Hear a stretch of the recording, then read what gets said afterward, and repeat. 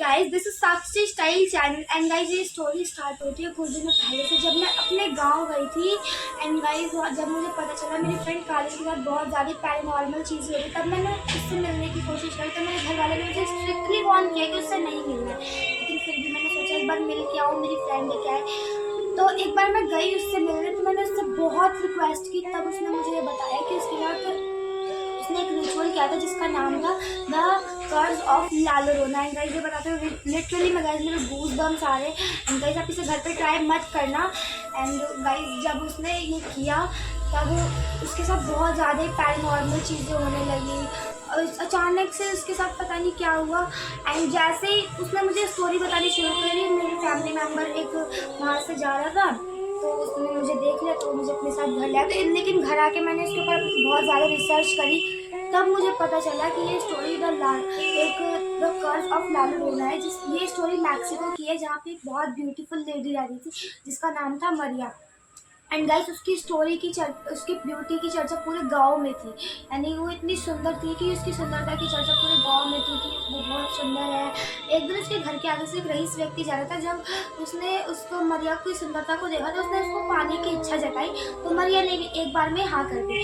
तो वो लोग शादी करके उसी गाँव में रहने लगे हंसी खुशी। कुछ टाइम बाद मरिया के 2 बच्चे हुए। एंड गाइस वो उसका जो पति था उसका काम से बाहर रहना पड़ता था ज़्यादातर, तो वो घर पे नहीं रहता था। जब वो कई टाइम तक घर पे नहीं आया तो मरिया रोने लगी। उसे मरिया को बहुत टाइम बाद एक खबर मिली कि उसने एक लेडी से शादी कर लिया। अब मरिया को इतना गुस्सा आया कि उसने अपने दोनों बच्चों को नदी के किनारे ले जाकर दोनों को नदी में डुबा के मार दिया। और जैसे ही उनके चिल्लाने की आवाज़ आई तब मरिया होश में आई कि उसने ये क्या कर दिया। तब वो बहुत दुखी हुई, वो घर आके रोई बिल्कुल, लेकिन अब वो कुछ नहीं कर सकती थी। लेकिन फिर उसके कुछ दिनों बाद उसने भी जाके उसी नदी में अपनी आत्महत्या कर ली। जैसे ही वो स्वर्ग के उस पे थी दरवाजे पे, तो स्वर्ग के दूतों ने बोला कि तुम स्वर्ग में नहीं आ सकती, पहले धरती पे जाओ और अपने बच्चों को लेके आओ, तभी तुम स्वर्ग में आ सकती हो। तब मरिया जिंदा इंसानों की दुनिया में और वो स्वर्ग की दुनिया में बीच में फंस के रह गई थी। तब मरिया अपने दोनों बच्चों को पूरी हर जगह ढूंढती है। और ये भी माना जाता है कि जहाँ पे भी समुद्र है वहाँ पे रात के टाइम पे मरिया की आत्मा घूमती है। और तब से मरिया का नाम the la llorona and weeping woman के नाम से जाना जाता है। और एक ये स्टोरी इसी से रिलेटेड मुझे एक और स्टोरी मिली थी सोशल मीडिया पे, जो कि वो भी मैक्सिको की ही थी गाइस। एक फैमिली थी जिसमें पीयूष और नवीन नाम के 2 भाई रहते थे।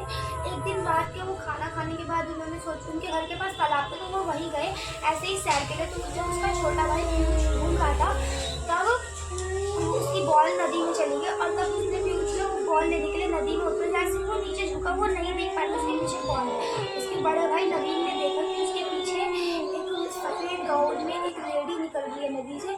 और उसके भाई पलक झपकते ही वो उसके भाई को लेके गायब हो गई।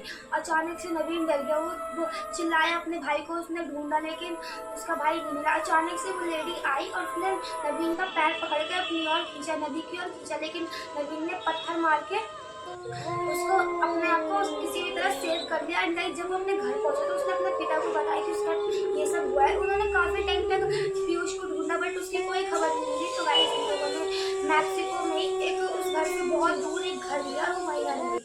एंड गाइस आज की स्टोरी यहीं पे guys I am very scared guys, reality में बहुत ज़्यादा पैरानॉर्मल चीज़ें हो रही है। ये स्टोरी यहीं खत्म हो गई और मेरे बहुत ज़्यादा